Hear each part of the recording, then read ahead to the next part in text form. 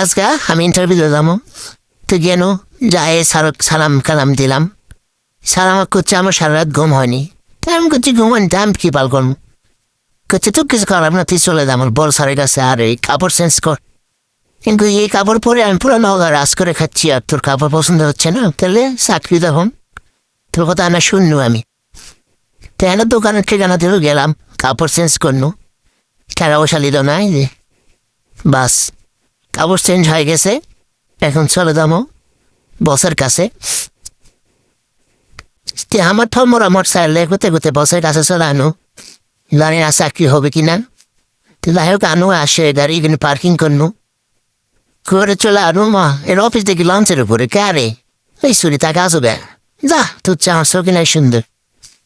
ও এখন আমার করছে যে চাকরি তুমি করলে আমার বেটিকাকে থুয়ে আসো এটা হোটেলে। আমি দে থুয়ে যাচ্ছি। তো ইয়া এমন দূরে চালাচ্ছি, সারা গাড়িতে মুতে পারাছে, পরে গাড়ি ধুয়ে দিচ্ছি। যাই হোক, তো এখন লিয়ে আমি চলে যাচ্ছি। যাতে যাতে আস্তার মধ্যে আস্থা ভুলে গেছি একলি দায়। তো আমি চাহলে মনে হারিয়ে দিল। যাই হোক আমি তার তড়ি ঘড়ি করে কোনো যাও আগে ওয়াশরুমে যাও, পরে ওখানে আমি দিছি।